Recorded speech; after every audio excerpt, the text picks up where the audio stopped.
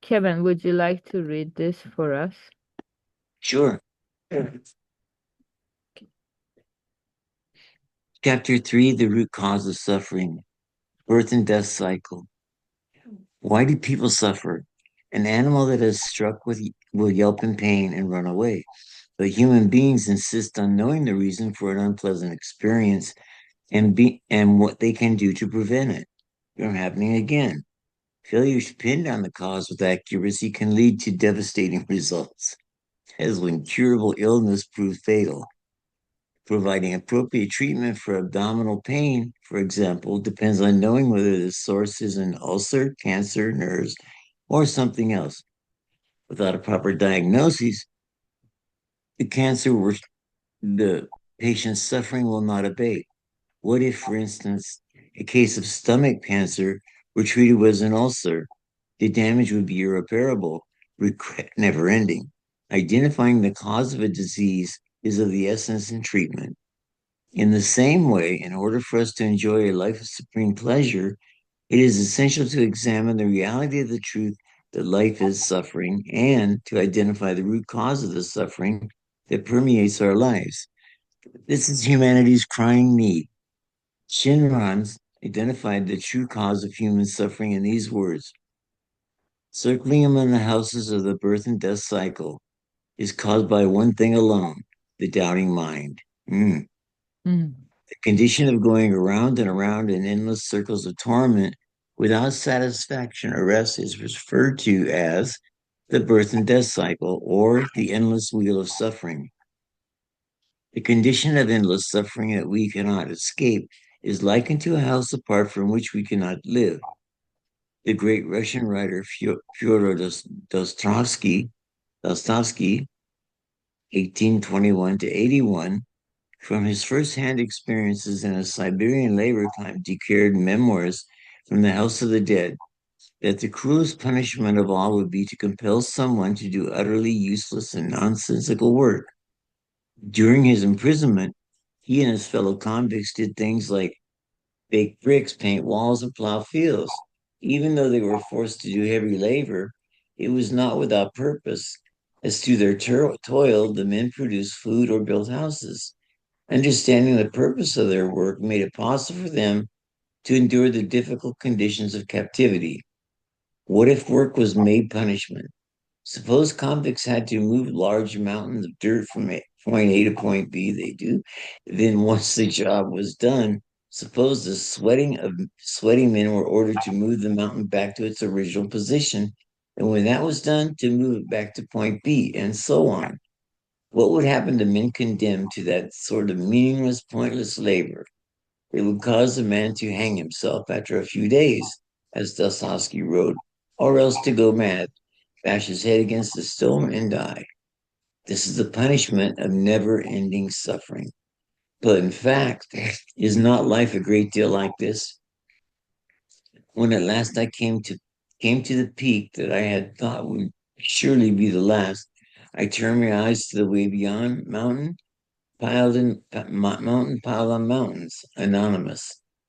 Sickness, the death of a relative or a loved one, a sudden accident, conflicts at home and at work, disputes with neighbors, examinations, competition, sudden layoffs, heavy debt, apprehension about old age.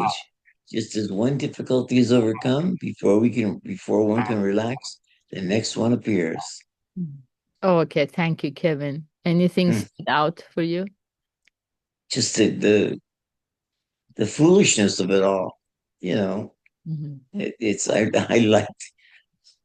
I like the one about like where the convicts had to move this mountain and then move it back and then move it back because Mm. in America, in California, punishment is like that, and it's so similar to what life is. It's every time, like me, every month, something happens that's beyond what I thought or expected might happen.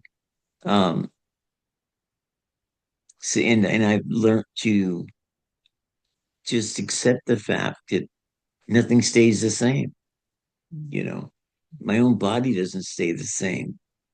it's never ending. Mm.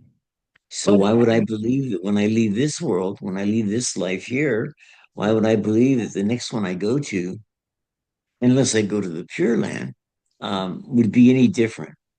mm, To like just get out of the circle of suffering, mm, I'm condemned to suffer more. mhm. Yeah, it's just like a house apart from which we cannot live. So Hmm. we exit the house, we go see different things, we might have fun, but then we always have to come back to it. So, Yes. yeah. Hmm. Uh-huh. Yeah. I love these stories. Mhm. Yeah. Once we see the reality as it is, so we don't have to make it worse than it is. It's like Right? a second arrow. We already have a poison arrow in our leg. Why should Hmm. we keep fussing over who shot it at me? What's the It doesn't chemical? matter. It's already there. We need to pull it out as soon as possible and be free of that suffering. Yeah, But that's true. monkey mind, ruminating, going over it again and again, hash it over. Yeah. We make it worse. Hmm. Yeah, very good. What did you mean California is a lot like this? Like, Well, California, no, California prisons are a lot like this. uh, When now we build the own prisons they put us in. mm, It's just never ending. yeah, it's like you buy an iPhone and you utilize it, and then just when you pay it off and you feel your debt is over, they No, come up with a new iPhone and you feel the urge some mysterious way you want to get the new one. So it's like, okay, go back to square one again. Now you're in debt.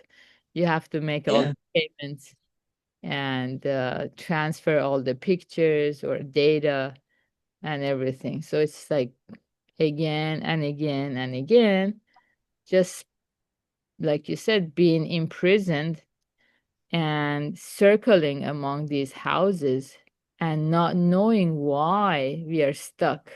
Nobody knows why. Mm. Yeah. But the difference with animals is that animals, they cannot figure it out. They just run away from their pain. hmm, But we have the capability of thinking, why do I suffer? What is causing it? And if you find the correct cause, the root cause, then you can have it eliminated and become free of suffering. Yeah, so yes. that's the game changer, how accurately you can pinpoint the cause of the problem. Desire, expectation. Yeah, the doubting mind, all the things Mm, that Buddha is guiding us. So little by little, it makes sense. And hmm. that means we are getting liberated from suffering. Mm. Yes. Very good. So hope you guys have a wonderful Tuesday. And yeah, take good care, spread the light and compassion in the world, and hope to see you all tomorrow. You shall. Yeah, okay. Take care. Bye Thank you, bye. sir. Yeah. Thank you. Bye, Anup. See you soon. Take care. Yeah, see you on Friday. Yeah. Okay, see you on Friday. Bye.